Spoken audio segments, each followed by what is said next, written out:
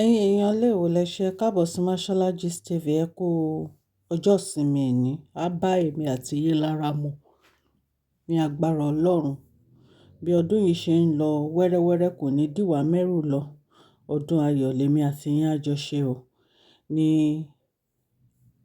agbára Ọlọ́run. Ẹ jọ̀ọ́ ẹ jẹ́ ká gbọ́ ọ̀rọ̀ tí Bukky Jesse tó sọ lórí ọ̀rọ̀ Mercy Aigbe Adeoti àti Kazeem Adeoti àti Funsho Adeoti. Ẹ máa bá wa ká lọ. Friend. Ṣé ń gbọ́ mi? Ọ̀rọ̀ Mercy dàbí ọ̀rọ̀ Lizzy Anjorin náà ni. Lizzy Anjorin was never my friend. Ìgbà tọ́rọ̀ Tóyìn Àìmàkù àtọwọ́ Lizzy Anjorin ṣẹlẹ̀ tí gbogbo ayé wá bẹ̀rẹ̀ sí come for Lizzy ni mo fi support Lizzy ipe kí ló dé ṣó ẹ fẹ́ pa á ni. Ṣé ń gbọ́ mi? Náà ẹ má bínú àtàsápá mi ṣẹ̀ṣẹ̀ jẹ́ ráìsì àtàyà má sì tán ni àti dodo giza tí ẹ bá bínú. Now bí ọ̀rọ̀ Mercy náà ṣe ṣẹlẹ̀ nìyẹn. Bone of contention mo yìí lọ yìí. Ṣé kò tó tí mo sọ yìí ni? Ìgbà tọ́rọ̀ Mercy ṣẹlẹ̀, Mercy was never my friend. I don't talk to her. I was not following her. Ṣé ẹ gbọ́ mi? Ẹ máa gbọ́rọ̀ mi dáadáa o. Ṣé mo pé mi ò ní parọ́ fún yín? Now kí ló wá ṣẹlẹ̀? Ìgbà tó sọ pé ẹ má wọrí mo ti wọ́n ní kí n momi ẹ ṣáà má wọrí èké ò ní pa mi. Ìgbà tọ́rọ̀ òun àti Funsho ṣẹlẹ̀. Ṣé ń gbọ́ mi? Ìgbà tọ́rọ̀ òun àti Funsho ṣẹlẹ̀. Mo mọ Funsho rí mi ní parọ́ fún yín. But ìgbà tọ́rọ̀ Lizzy ìgbà tọ́rọ̀ Mercy Aigbe àti Funsho ṣẹlẹ̀. Èmi ò kí tètè dá sọ̀rọ̀ tẹ́ bá notice mi. Mo jókòó. Ṣé rí bí mi ṣe wà yìí? Mo jẹ́ nìkan. Mo máa sọ kíní kan pé what will be will be. Èèyàn kan comment update tí mo ṣe lálẹ́ yìí. Ó sọ pé BJ ó dìgbà tó bá fẹ́ ọkọ tẹ́jọ́ bẹ̀rẹ̀ tó bá gbà lọ́wọ́ ẹ̀. Ẹ jẹ́ kí n sọ kíní kan fún ẹ̀yin tẹ́ ń jà lẹ́ni pé Mercy gba ọkọ lọ́kọ. Ṣé ń gbọ́? Nǹkan tó bá jẹ́ tí ẹ̀wọ̀n nígbà Ọ̀tẹ́dọ́lá nìyẹn ẹmọdún tó ti ń fẹ́yàwó ẹ̀ ní ṣọ́ọ̀gbà ni. Come on now. Ẹ jẹ́ ká máa sọ̀rọ̀ pẹ̀lú pípé náà. Nǹkan tó bá jẹ́ tí ẹ̀ wọ́n nígbà ẹ gbàgbé bó ṣe ṣẹlẹ̀. Wọ́n lè máa jíra wọn dóbò wọn nígbà. Ṣé rí ẹ jẹ́ ká bẹ̀rù Ọlọ́run. Ẹ jẹ́ ká bẹ̀rù Ọlọ́run. Now ìgbà tí ọ̀rọ̀ Mercy ṣẹlẹ̀. Kí ló mú mi dá sọ̀rọ̀ Mercy ni pé kí ni Mercy ṣe gangan téèyàn kan ò ṣe rí? Ọ̀rẹ́ ẹ̀. Mo máa ń sọ statement kan tí mo dẹ̀ yìí dúró lé lórí. Àtijọ́ tẹ́ tí ń yọ fọ́tò tí aṣíwájú kí ló kọ ẹ̀ Funsho tó ti ń yọ fọ́tò jáde pé ọ̀rẹ́ òun ni Mercy. Fọ́tò méjì ni aṣíwájú mú jáde látijọ́ ẹ̀ pé ọ̀rẹ́ òun ni Mercy. Ẹni tẹ́ bá jẹ́ best friend tẹ́ jẹ́ best ara yín bestie. Wà á ní ju fọ́tò méjì lọ. Birthday party lọ. Bọ̀bọ̀ yìí Adeoti ọ̀gá Mercy ni. Of course tí Mercy àtọkọ ẹ̀ bá lọ sí party yẹn ó ti di dandan wọn á bọ́gà àtìyàwó ya fọ́tò. Ẹ bá mi sọ f'Adeoti mi wá drag Adeoti lálẹ́ yìí. But ẹ bá mi sọ f'Adeoti tó bá lè mú àwọn fọ́tò míì jáde tó fi jẹ́ pé Mercy ọ̀rẹ́ ni wọ́n. All well and good. Èmi gan máa bá yín drag Mercy. Àtijọ́ tí mo ti ń sọ̀rọ̀ yẹn mi tí rẹ̀ tó fún mi ní fọ́tò another photo. Fọ́tò méjì yẹn nìkan ni Funsho máa ń mú jáde pé Mercy gba ọkọ òun, Mercy gba ọkọ òun, Mercy gba ọkọ òun. Now ìyẹn kọ́ ló kàn mí sí. Àfi tí gbogbo yín bá fẹ́ ṣe Ọlọ́run. Ṣé ń gbọ́? Tẹ́ ẹ̀ bá tí ì mú picture mi yàtọ̀ sí méjì tẹ́ máa fi wọ̀n wá yẹn jáde. Mo ń sọ fún yín lálẹ́ pé Mercy ò kì í ṣọ̀rẹ́ Adeoti. Ẹ bá mi dì yẹn mú. Ẹ mú yẹn sọ́wọ́ tún. Now wọ́n wá fẹ́ra nìyẹn. Ṣé ń gbọ́ mi? Mercy àti bọ̀bọ̀ ìfẹ́ra. Ẹ jẹ́ kí nǹkan kan yé gbogbo yín lẹ́ni tí ò yé yín. Ṣé rí Mercy ò ní àǹfààní kankan tó ń jẹ lọ́wọ́ Adeoti o. Ẹ jẹ́ kí n sọ fún yín lẹ́ni. Èmi ò bá Mercy sọ̀rọ̀. gbogbo yín bully ẹgbà ẹ̀ mo ní just ignore, look away, don't respond, don't put updates. Am I communicating? But èmi sọ fún yín lẹ́yìn pé Mercy ò ní àǹfààní kankan tó ń jẹ lọ́wọ́ Adéòtí ló ń lo Mercy. No data, no peace. Ẹ sọ fún Folúṣọ́ Fọlọ́runṣọ́ first wife Adéòtí. Ẹ sọ fún lálẹ́ yìí pé owó t'Adéòtí ń kó fún Mercy ló ń ṣiṣẹ́ ó gba gbogbo ẹnu mi ni. Mi ì bá Mercy sọ̀rọ̀. Adéòtí eréko ló ti ń ta CD ló ti ń ta cassette. Ṣé ń gbọ́? Eréko ló ti ń ta cassette. Àbí nǹkan tí mo ń sọ yé yín? Ayé òde lo cassette mọ́. Ayé ti bọ́ sáyé YouTube, ayé social media. Àbí kò yé yín? Ọkùnrin ò ní fẹ́ liability láyé ta wà yìí. Tí Mercy bá jẹ́ liability ni Adéòtí Adéòtí ò ní dúró tì í. So gbogbo ìtẹ́fẹ́ pé tẹ́ ẹ sọ pé Adéòtí fọkọ lọ́kọ lẹ̀ ẹ ti yá wèrè. Tí Mercy bá fi máa yẹn lẹ̀ Mercy ò lè lose. Ọmọ elépo ni Mercy ó máa tún go ẹ̀fọ́ ni. Mercy was doing beautifully well kó tó meet Adéòtí. Adéòtí àti Folúṣọ́ kan fuck off. Fuck off. Àbúrò mi ò yé yín. Gbogbo òṣì tí gbogbo yín sọ pé ó gbọ́kọ lọ́kọ ọkọ dà. Ọkọ náà dà. No, ẹ sọ fún mi ọkọ náà dà fẹ́. Àti ìgbà tí Adéòtí ti fẹ́ Mercy from one problem to another ni. Mercy kan strong ni. Tó bá jẹ́ èmi ni Mercy ni. Má ti ní kó ṣì dànù kó ṣì lọ.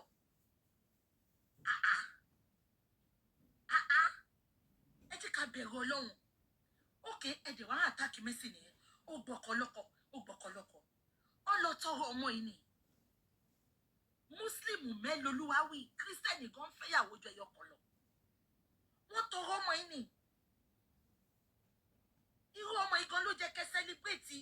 Kò ń ṣàwọn olórí burúkú tó kàn ń dókó kiri tó yẹ pé èní wá láwọn máa rì. Ọ̀la wá náà want to fly the world. Ọ̀tún là wá tún jump sẹ́lòmí. Ọmọ yìí fẹ́ ládé lórí ni. Ọmọ yìí fẹ́ ládé lórí ni. Ẹ̀dẹ̀ kan fọ́ ṣe fẹ́ pa ni. No, make it make sense lórí ipò gbọ́ àbí kò fẹ́ da fọ́kọ kò fẹ́ da fún okó yamayama tá ń okó wèrè. Mercy lórí ò pé torí Mercy bá pé ni Adéòtí o àti gbogbo yín o jẹ́ kó lé gbogbo yín dànù ni.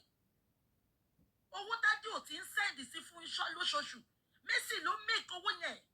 Adéòtí ń kọ script ní àbí tó ń pọ́kọ ẹ̀ lé tó sọ pé producer and director. Mercy ló mówó wọlé ẹ sọ fún Fọlọ́runṣọ́ kó gbà fọ́lọ́ ní sinmi kó lọ concentrate lórí àwọn ọmọ ẹ̀. Ẹ wá gboko lọ sí good radiance to bad rubbish. Ṣókó lọ fi ń ṣe láyé ta wà ń sìn ni. A ní kóbìnrin wà successful kó lè dúró láyé rẹ̀. Ẹ ń sọ̀rọ̀ okó wèrè, okó òfò, okó tí ò ṣe ní láǹfààní. Last year, ọmọ ìfẹ́ ṣe fíìmù náà ni ló ní terrible accident Ọlọ́run ni ò pa. Yìí sì ó kù few days to launch a film. Gbogbo inú ilé tún jó tá bá ń jà bí ká kú ni. Ẹ bẹ̀rù Ọlọ́run náà. Ẹ bẹ̀rù Ọlọ́run náà. Ẹ bẹ̀rù Ọlọ́run náà. Kí ni Mercy ṣe gangan náà táyé òṣèré? Ẹ̀yin olórí burúkú tẹ̀lé ń gbéṣẹ́ pé tẹ̀ ń bù yìí. 99% yín, àwọn ìyá yín, àwọn bàbá yín, ìyá yín gan, ìyàwó kẹfà, ìyàwó kẹjọ ni ìyá yín nulẹ̀. Ìyá yín, àwọn ọ̀rẹ́ ìyá yín ni bàbá yín gbé wọlé. Mercy nìyẹn. Ó gbọ́kọ lọ́kọ. Ó lọ tọrọ ọmọ yìí ni. Muslim mélòlúwa wí, Christian gan fẹ́yàwó jọ ẹyọ kan lọ. Wọ́n tọrọ ọmọ yìí ni. Irú ọmọ yìí gan ló jẹ́ kẹ́ celebrate. Kò ń ṣàwọn olórí burúkú tó kàn ń dókó kiri tó yẹ pé èní wá láwọn máa rì. Ọ̀la wá náà want to fly the world. Ọ̀tún là wá tún jump sẹ́lòmí. Ọmọ yìí fẹ́ ládé lórí ni. Ọmọ yìí fẹ́ ládé lórí ni. Ẹ̀dẹ̀ kan fọ́ ṣe fẹ́ pa ni. No, make it make sense lórí ipò gbọ́ àbí kò fẹ́ da fọ́kọ kò fẹ́ da fún okó yamayama tá ń okó wèrè. Mercy lórí ò pé torí Mercy bá pé ni Adéòtí o àti gbogbo yín o jẹ́ kó lé gbogbo yín dànù ni. Owó Adéòtí ń send sí fún iṣọ́ lóṣooṣù Mercy ló make owó yẹn. Adéòtí ti ń kọ script ní àbí torí ó ń pọ́kọ ilé tó sọ pé producer and director Mercy ló mówó wọlé ẹ sọ fún Fúnṣọ́ kó gbà fọ́lọ́ ní sinmi kó lọ concentrate lórí àwọn ọmọ ẹ̀. Ẹ wá gbókó lọ sí good radars to bad rubbish. Ṣókó lọ fi ń ṣe láyé ta wà ń sìn ní aníkóbìnrin wà successful kó lè dúró láyé rẹ̀. Ẹ ń sọ̀rọ̀ okó wèrè okó òfò okó tí ò ṣe ní láǹfààní last year. Ọmọ ìfẹ́ ṣe fíìmù náà ló ní terrible accident Ọlọ́run ni ò pa. Yìí sì ó kù few days to launch her film. Gbogbo inú ilé tún jó tá bá ń jà bí ká kú ni. Ẹ bẹ̀rù Ọlọ́run náà. Ẹ bẹ̀rù Ọlọ́run náà. Ẹ bẹ̀rù Ọlọ́run náà. Kí ni Mercy ṣe gangan náà táyé òṣèré? Ẹ̀yin olórí burúkú tẹ̀lé ń gbéṣẹ́ pé tẹ̀ ń bù. 99% yín àwọn ìyá yín àwọn bàbá yín ìyá yín gan ìyàwó kẹfà ìyàwó kẹjọ ìyá yín nulẹ̀ ìyá yín àwọn ọ̀rẹ́ ìyá yín ni bàbá yín gbé wọlé.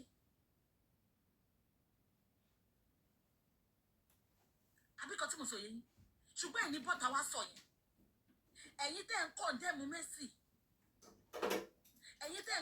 Mercy ẹ̀yin lẹ́ ń celebrate Regina Shukwu ẹ̀yin lẹ́ ń celebrate Ṣadé Ọkọya ọkọlọ́kọ̀ọ́kọ́ fẹ́ ni. Mo sọ fún yín pé fún ṣọ́ọ̀ṣọ́ rẹ Mercy ẹ challenge bí kẹ́ mú ẹ fún mi fọ́tò yàtọ̀ sí fọ́tò méjì péré yẹn lẹ́ ṣọ́ra ẹ fún mi ní other pictures ẹ fún mi níbi tó ti jọ ṣọlúdé ẹ fún mi níbi tó ti lọ sílé ara wọn ẹ fún mi anything sẹ́ èmi gan máa drag Mercy. Ẹ̀yin lẹ́ ń celebrate Regina Shukwu ẹ̀yin lẹ́ ń celebrate Ṣadé Ọkọya ẹ̀yin lẹ́ ń celebrate gbogbo àwọn tó ní second wife. Why are you coming for Mercy? Come on now. Why are we like this? Ẹ máa gbọ́ ó gbọ̀kọ̀lọ́kọ̀ olórí burúkú yín ṣètò àmà ṣe rí yín ìdajì yín Regina Daniels thank you. Ẹ̀yin lẹ́ ń celebrate Regina Daniels ẹ̀yin lẹ́ ń celebrate Regina Daniels ẹ̀yin kẹ̀lẹ́ ń condemn Mercy ẹ̀yin lẹ́ ń celebrate Ìyábọ̀ Òjó ẹ̀ ń condemn Mercy abẹ́tí wàá pé Ìyábọ̀ Òjó ó tẹ̀ jẹ́ pé àtòun àti bí ọmọ lògbàlògbà kò sẹ́ni tó má rí inú wọn ṣùgbọ́n Bísọ́lá ọmọ lògbàlògbà ti bímọ fún Dino Melaye ṣé Ìyábọ̀ ò mọ̀ ni ṣùgbọ́n Ìyábọ̀ tún gba ẹ̀pọ̀n Dino Melaye lọ́wọ́ Bísí ẹ̀ máa bú wọn ẹ má jẹ́ ká máa wà selective ká bá wà hypocritical please. Muslim ní báyìí he is an alhaji. He has every authority to marry 100 wives. Why are you coming for Lizzie? Sorry, why are you coming for Mercy? Why on earth are you coming for her? No. Àjẹ́kà lánàá ọmọkúlé ni. Mo rí many people tó sọ pé Aṣíwájú ṣe máa update yẹn. Fair enough. Ẹ jẹ́ ká fọ̀rọ̀ iṣẹ́ wàrà wa. Mo understand gbogbo yín pé wọ́n ṣe máa update nìyẹn pé thank you God bó ṣe máa ń ṣe lójoojúmọ́ ní àbí. Ṣé mọ ẹ̀ mọ́yé nǹkan tèmi Olúwabùkọ́lá yìí ti máa ń fẹ́ ṣe ń gbà mí. Tí mo wò pé tí n bá lọ kọ kínní ó wà sensitive wọ́n lè sọ pé lágbájá ni mo bá wí màá tún stop mo ò ní kọ kínní yẹn. Kò ń ṣe lọ́wọ́lọ́wọ́ yìí ló jẹ́ káṣíwájú gbé thank you God sí ẹ̀yin tẹ́ ń sáré kiri tẹ́ ń sọ pé bó ṣe máa ń kọ nǹkan ẹ̀ nìyẹn. Kò ń ṣe lọ́wọ́lọ́wọ́ yìí. Mercy gbé kinní sí ní 24 hours lánàá Aṣíwájú gbé thank you God sí 11 hours after. Tó bá tiẹ̀ máa gbé thank you God sí ẹ má ṣe mí gbọ́ not at this sensitive period.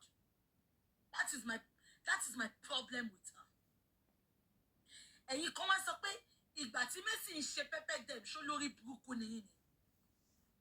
Èmi sọ fún ọkùnrin wicked gan. It is high time kẹ́yìn obìnrin get dìde to your feet. Ẹ má jẹ́ kí ọkùnrin kó tì yín sẹ́nu mọ́tò kó jẹ́ kó máa búlì yín. Mo sọ fún pé gbogbo pẹ́pẹ́ dem tẹ sọ pé Mercy ń ṣe yẹn. Ṣé ń gbọ́ mi? Ó possible gan kó jẹ́ pàdé òtí ló ní kó máa ṣe.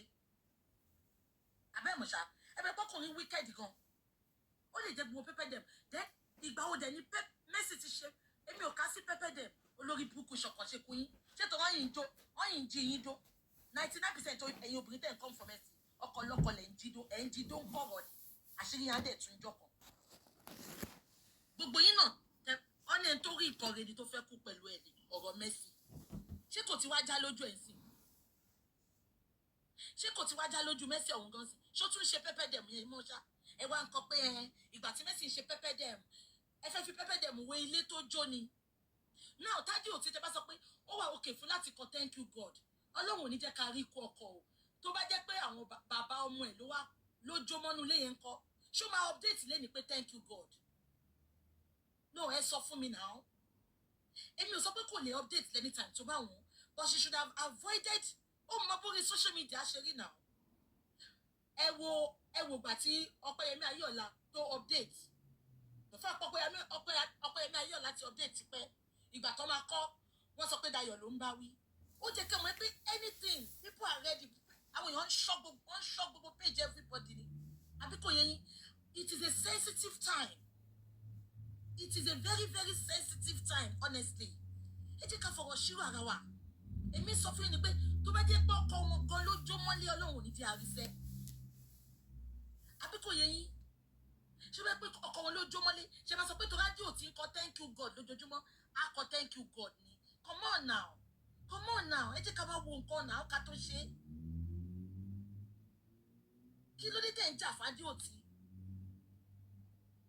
kí ló dé tẹ̀ ń jà fún Fúnṣọ́ mo dẹ̀ ń tẹnumọ́ kíní fún yín the more you are coming for Mercy you better stop it I am telling you to stop it ẹ lọ bí Fúnṣọ́ ẹ̀kọ́ tó ṣe ṣé torí nobody wants to talk is it because Adéòtí and Mercy herself are not talking kí ni àṣepamọ́ tí Fúnṣọ́ tẹ̀ ń gbèjà ìkan ṣe is it because nobody wants to talk ẹ dẹ̀ mọ̀ èmi there is a limit to human endurance you will push people to the wall and they will talk àwa wọ́n tẹ́ máa fòkò fọ́ lórí inú gbogbo wọn ẹ wá máa dá ọkùnrin ẹlẹ́bi bó ṣe lọ gbéyàwó mi ìtọ́jú ẹ̀yìn olórí burúkú many people nù yín ẹ máa ṣèkà ẹ máa gbé ọkùnrin wálé sórí matrimonial tó máa bá yín sùn ẹ máa dún àfojúdi bọ́kọ yín lára ìtọ́jú ẹ̀ tí ọkọ yẹn pọ́ dẹ̀ ni kò lè fẹ́yàwó mi wọ̀n bí ìyá ẹ̀dá orí yín burú ẹ kọ̀ntínú láti máa dún àfojúdi ọkọ wa lọ gbéyàwó wálé ẹni ó gbéyàwó kejì àbíkọ tí mo sọ yé yín you better stop it ó kó lọ́gbà lọ́wọ́ Fúnṣọ́ ó yàtọ̀ sí ilé tó jó ilé ló jó odindi ilé o wọn ò gbọ́mọ lọ́wọ́ Fúnṣọ́ wọn ò gbẹ̀mí Fúnṣọ́ ilé Fúnṣọ́ òjò àjẹkà lánàá mọ́kúlẹ̀ ní ẹni bó ṣe ń san Ọlọ́run nìyẹn at this sensitive time ẹ fira yín sípò Mercy náà ẹ fira yín pé gbogbo yín ok ẹníyàwó ńlé ẹníyàlé ńlé nǹkan wá ṣẹlẹ̀ ẹjọ́ ta lè máa kọ́kọ́ rò sí àbíkọ́ tẹ̀ sọ pé wọ́n rìn kọjá níwájú ilé yín o ìyáálé yẹn rìn kọjá ṣé ẹ ní pọkọ yín kan pé ìyáálé ẹ jẹ́ ká máa ṣe nǹkan náà ẹ jẹ́ ká bẹ̀rù Ọlọ́run kí ló ń ṣe lórí íńtánẹ̀tì tó yẹ pé o lè fọwọ́ sọ̀yà kó pé àdàbí síra ẹ lórí àbí kò yẹ yín ọmọ yìí fẹ́ kú lásìẹ̀ bẹ́ẹ̀ ṣe ń bu náà nìyẹn tẹ́ ń yọ ipò ń pẹ́ kó tó kú ó gbọ́kọ lọ́kọ ṣọ́kọ yálà yà yín ló gbà ní ẹ fọmọ yìí sílẹ̀ náà ẹ fi sílẹ̀ náà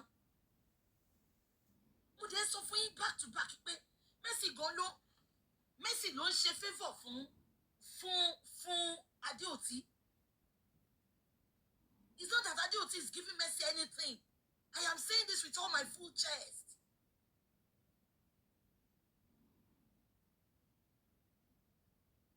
Adéòtí ní kí ló kọ bí tẹ́tí máa wo fídíò ìtẹ́lẹ̀ náà ìbákà Adéòtí ló ní ìbákà èèyàn mélòó ló ń wò bákà látọ̀dún yìí ó dẹ̀ fẹ́ Mercy nìyẹn Mercy sọ di production manager wọ́n bẹ̀rẹ̀ sí í ṣe fíìmù wọ́n lọ sí sinimá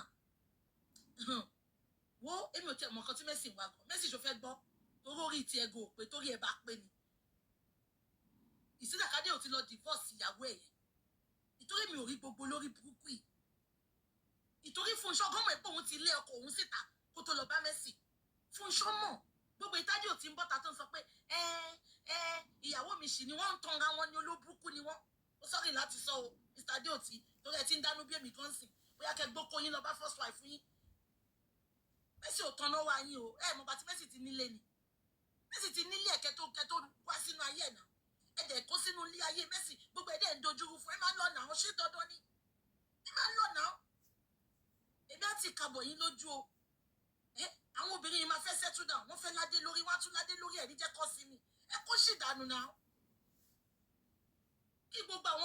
wèrè ọmọ ní tíátà ètò nílé. Mercy ni number 1 lady tó ti kọ́kọ́ nílé, a house of her own. Either sugar daddy ló fún o, either kìdí kan ló fún o, kò káyé. She was living fine, living her life. Ọ̀rọ̀ ẹ̀ dàbí ọ̀rọ̀ èyí àgùntàn aṣọ lò ìyàwó Wàsíù yẹn náà, èyí pupa yìí. Ẹ wo bí yẹn náà ṣe fine tó. Relationship yẹn àti Wàsíù mi tẹ̀rù bó pọ́dún kan. Ìyẹn náà láwọn sugar daddy tó ń fún lówó nínú Abẹ́òkúta yẹn o. Tó help situation yẹn o. Ó lọ marry Wàsíù, ó marry Wàsíù. Ẹ jẹ́ mọ problem pẹ̀lú àwọn irú àwọn Mercy, irú àwọn ìyàwó Wàsíù tó fẹ́ yẹn. Adétòrò àbí kí ni yẹn jẹ́? Èyí tó ga tó pupa yìí. Tọ́mátì lè lọ sọ pé àwọn marry báyìí. Àwọn sugar daddy wọn, àwọn aláàánú wọn ní help wọn mọ́. Wọn ní help wọn mọ́. Mr. Dio tí ẹ jẹ́ kó rí pé o, ẹ lọ báyàwó yín sọ̀rọ̀. Anybody bá tún come for Mercy, máa drag ẹ̀yìn àti first wife fún yín. Ẹ wo, ẹ lè ṣe irú ẹ̀ mọ́. Èmi ò tiẹ̀ gbèjà Mercy yẹn náà, kí Mercy yẹn kó fuck off. Kó fuck off. Ṣẹ́rí Mercy, èèyàn kan kọ pé, ẹ jẹ́ kí n sáré address ibẹ̀ yìí. Èèyàn kan kọ message kan pé BJ má gbèjà Mercy. Ó ní Mercy máa ń lọ sí page kan. Ẹ má gbọ́ o, máa ṣàlàyé bẹ̀yẹn fún yín. Ó ní Mercy máa ń lọ sí page kan tó ti máa ń bú mi. Ipò máa lọ máa love and like. Máa sọ̀rọ̀ kan fún yín lénìí. Ṣé ń gbọ́? Ṣé lèmi tẹ̀ ń wò yìí? Mo ti sọ statement kan síwájú. Ọlọ́gbọ́n dẹ̀ ló máa yé. Number 1, mo kí n gang fight. Mo tún sọ lénìí. Ó bá jẹ́ ọ̀tá mi. The moment tí n bá ti rí pé the world is against you, I will give you my support. The little support I can give you. Mo bá ti Mercy ti nílé ni. Mercy ti nílé ẹ̀kẹ́ tó wá sínú ayé ẹ̀ náà. Ẹ dẹ̀ kó sínú ilé ayé Mercy. Gbogbo ẹ̀dẹ̀ ń dojúrú fún ẹ máa ń lọ náà. Ṣé dandan ni? Ẹ máa ń lọ náà. Èmi á ti kàbọ̀ yín lójú o. Àwọn obìnrin yìí máa fẹ́ settle down. Wọ́n fẹ́ ládé lórí, wọ́n á tún ládé lórí ẹ̀ ní jẹ́ kọ́ sí mi. Ẹ kó sì dànù náà. Kí gbogbo àwọn wèrè ọmọ ní tíátà ètò nílé. Mercy ni number 1 lady tó ti kọ́kọ́ nílé, a house of her own. Either sugar daddy ló fún o, either kìdí kan ló fún o, kò káyé. She was living fine, living her life. Ọ̀rọ̀ ẹ̀ dàbí ọ̀rọ̀ èyí àgùntàn aṣọ lò ìyàwó Wàsíù yẹn náà, èyí pupa yìí. Ẹ wo bí yẹn náà ṣe fine tó. Relationship yẹn àti Wàsíù mi tẹ̀rù bó pọ́dún kan. Ìyẹn náà láwọn sugar daddy tó ń fún lówó nínú Abẹ́òkúta yẹn o. Tó help situation yẹn o. Ó lọ marry Wàsíù, ó marry Wàsíù. Ẹ jẹ́ mọ problem pẹ̀lú àwọn irú àwọn Mercy, irú àwọn ìyàwó Wàsíù tó fẹ́ yẹn. Adétòrò àbí kí ni yẹn jẹ́? Èyí tó ga tó pupa yìí. Tọ́mátì lè lọ sọ pé àwọn marry báyìí. Àwọn sugar daddy wọn, àwọn aláàánú wọn ní help wọn mọ́. Wọn ní help wọn mọ́. Mr. Dio tí ẹ jẹ́ kó rí pé o, ẹ lọ báyàwó yín sọ̀rọ̀. Anybody bá tún come for Mercy, máa drag ẹ̀yìn àti first wife fún yín. Ẹ wo, ẹ lè ṣe irú ẹ̀ mọ́. Ẹ̀yin àtọkọ àti ìyàwó wèrè. Ẹ̀yin obìnrin tẹ́ ń wò mí lálẹ́ mú advice yín. Kẹ́ tó lọ kó sáàrin ìwèrè ọkùnrin kan tó máa bá sọ pé ó ń dó ìyàwó òun ń dókó kiri Amẹ́ríkà. Ẹ jọ̀ọ́, ẹ jẹ́ kó kóra ẹ̀ lọ síwájú. Ẹ má jẹ́ kó fi yín sáàrin o. Torí Mercy ló ń jẹ̀yà yín sí. Mercy ò mú ní advice ẹ̀yin obìnrin ni. Kò mọ̀, Mercy ò mọ̀ sẹ́. Ẹ fi sílẹ̀. Just leave her. Alátiṣe ló mà ti ṣe ara ẹ̀ ń sìn. Kí Mercy sọ f'Adéòtí tí ò bá ti lè lọ divorce fún iṣọ́ kó lọ bá fún iṣọ́ padà. Good riddance to bad rubbish. Mo sọ fún yín pé ẹ lọ wà kọsẹ̀jáyé Mercy. Ẹ wo last year. Notice ni. Ẹ̀yin ò sínú ẹ̀mí, mo ti sọ fún ẹ kọ̀ wá lórí social media ni. Ẹ sínú ẹ̀mí. Ẹ ti gbàgbé ni. Ìwòyí last year náà. Launching ni fíìmù ẹ̀, ó kù few days. Mọ́tò gbiná. Sorry, accident yẹn ṣẹlẹ̀ tẹ́ pé táyà ya báyìí, mọ́tò ya ni. Ó kù díẹ̀, ẹ̀mí ẹ̀ ni ò bá lọ sí. Abẹ́mọ̀, ẹ tún wo the same time ní yẹ̀ yìí Mercy. Ológun àríyàwó ló ń jayán. Ṣé ìtọ́sẹ̀kọ́ Amẹ́ríkà tó ṣojú fúnfúnrí ẹ̀? Ó ń dúpẹ́ lọ́dọ̀ Ọlọ́run síwájú fún nǹkan tó ti ṣe ni. Ó gba gbogbo ẹnu. Ẹ lè wá fẹ́ mi o, ẹ mọ̀ pé mi ò gbádùn, mi ní dá yín lóhùn. Ṣùgbọ́n tọ́rọ̀ ní kó wà lẹ́ẹ̀kan máa sọ mí ní báyìí kọrí síbì kan náà kí n fẹ́ síbì kan náà. Ẹ rí Michelle ọmọ Mercy tó di born again ọmọlọ́mọ. Inú ṣọ́ọ̀ṣì ló wà tó ń ṣe àṣìbàbà. Because ogun tí ò mú yà á mọ́mọ́ Mercy mercilessly jẹ́ kó rí ẹ pé má para ẹ fáwọn ọmọ ẹ. Mélòó dẹ̀ dẹ̀ ló kó gan tàbí ò ti ń dún ẹ gan mo lè bẹ́ẹ̀ táyé mi ẹ lè má dọ́ra yín ṣáṣíwájú kò fòbò jẹ́ yà ni bí ẹ wo ẹ má tì mí o with evidence ni ẹ bẹ pé mo ti ń sọ̀rọ̀ ìtìpẹ́ bọ̀ kọ́ bá dà pé ìtọ́jú ń gbèjà Mercy ló ṣe ń tú gbogbo ẹ jẹ́ ká filẹ̀ bẹ́ẹ̀ ẹ fi Mercy sílẹ̀ o ẹ fi Mercy sílẹ̀ Mercy kan ló kó bá aṣíwájú o ẹni ká aṣíwájú bọ́ta kó wá sọ nǹkan tó ṣe fọ́kọ ẹ̀ tọkọ ẹ̀ fi wáyàwó mi lọ ẹni kó bọ́ta ẹni kó bọ́ta ẹ fi Mercy sílẹ̀ Mercy kàn jẹ́ victim of another person well na circumstances Mercy jẹ́ victim of circumstances ni àbíkò yẹn ó jẹ́ victim of circumstances ṣé nǹkan tí mo sọ yẹn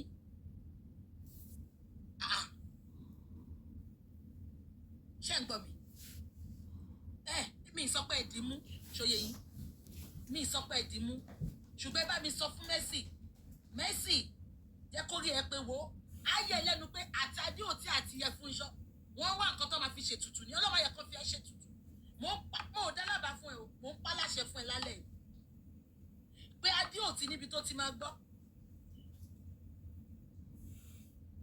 you are not a loser o kò ṣòṣì yìí sórí kásẹ̀ sọ pé òun rówó ń bẹ̀ sí ṣé ká sọ pé bó ṣe ń ṣe yẹn o ti kọ́lé mọ́lé o ti ralẹ̀ mọ́lẹ̀ o ò ní problem èmi gan máa jókòó tí èmi gan máa gbẹ́rù mi máa lọ ṣèyá ìyàwó fún ẹ ṣùgbọ́n wà tíjọ́ tó ti kó sínú relationship rẹ from one problem to another ni má jẹ́ kó forí ẹ̀ fàgbọ̀n o olórí burúkú làwọn ọkọ àtìyàwó mi o olórí burúkú mà ní gentry yẹn tiẹ̀ aláyé bàjẹ́ mà ní gentry olórí burúkú yẹn ìyẹn mà lójú o Mercy under the bus ẹ lọ bẹ àwọn ọ̀rẹ́ gentry tó súnmọ́ bí pé kí ló fojú Mercy rí ẹ ti máa gbóná ẹ jẹ́ ń gbọ́ nìkan ó ní àti Bukky tell Mercy to leave somebody husband alone àbó lórí burúkú tá lọ ọkọ tá níyàwó àbó sì fẹ́ ṣe àtọkọ àtìyàwó ni ọkọ tó ń gbà náà dà Ọ̀tẹ́dọ́lá lẹ lè máa sọ pé kó fi Ọ̀tẹ́dọ́lá sílẹ̀ ọkọ tó ń gbà náà dà ṣé ó kówó fún Mercy ni ìgbà tó wọnú ayé Mercy kan láyé Mercy dojúrú ẹ jẹ́ má jẹ́ kí ẹ ṣàfẹ́ máa tì mí ẹ ṣàfẹ́ jẹ́ kí n sọ̀rọ̀ ẹ̀yin ọmọ yìí mi ìdẹ̀ ní sọ̀rọ̀ tó yẹ mọ̀ pé ti bá da gbogbo ẹ̀ lẹ̀ odindi ọdún kan ẹ máa cut ẹ máa analyse ẹ àbí kò yẹ yín ẹ máa cut ẹ máa ẹ̀yin má wọrí ẹ fi gbogbo yẹn sílẹ̀ fún mi ṣe ti gbọ́ ẹni kò fọkọ lọ́kọ lẹ̀ ẹ̀yin má wọrí ẹ fi gbogbo yẹn lẹ̀ fún mi torí tí n bá jẹ́ ìyá Mercy lálẹ́ nǹkan tí ìyá ẹ̀ máa sọ fún ni mò ń sọ fún yín àbí kò yẹ yín Mercy jẹ́ kó máa pọ̀ létí ẹ ṣó dìgbà tó bá mú ẹ̀mí ẹ lọ Mercy ṣó dìgbà tó bá mú ẹ̀mí ẹ lọ